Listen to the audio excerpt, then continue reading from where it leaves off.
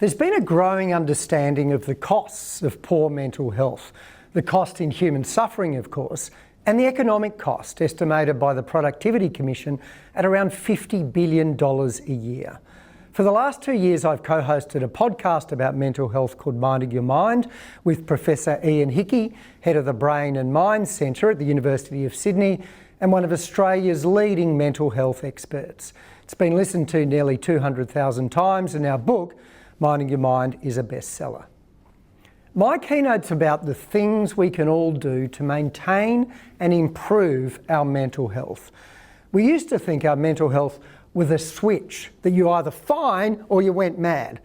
Now we know it's a spectrum. Today, your mental health might be 7 out of 10, tomorrow 8, the next day 6. And there are things we can all do to feel better, happier every day that get us from a 6 to a 7 and from a 7 to an 8.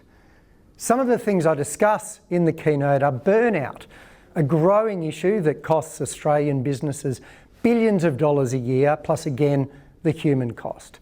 It's crucial to identify early signs, losing motivation at work, feeling that every day is a mountain to climb. If that's happening, make sure you do one thing every day you really enjoy. Walk in the park, play tennis, see friends, whatever. Put it in your diary, don't miss it.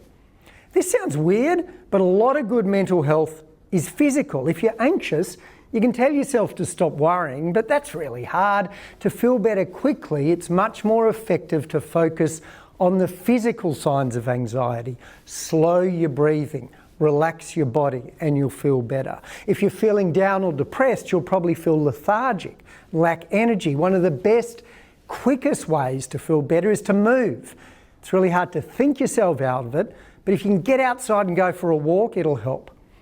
I'll also share 7 things, all evidence-based, that we can all do to improve our mental health and live happier lives. Here's 2.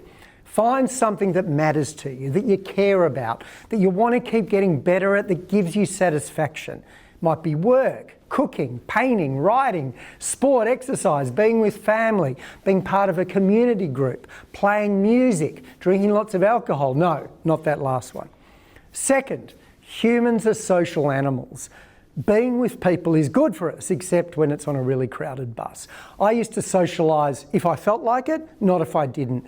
Now I think of socialising like exercise. I don't always like exercising, but I do it because I know it's good for me and it'll make me feel better the other 23 hours of the day. Being social is the same. Make yourself do it. It's good for your mental health. Often people wait until their mental health gets bad before they engage with it. The most fundamental principle of medicine is that prevention is better than cure. And in this keynote, my aim is to give the audience practical strategies they can use to be aware of their mental health, to take care of it, and to improve it.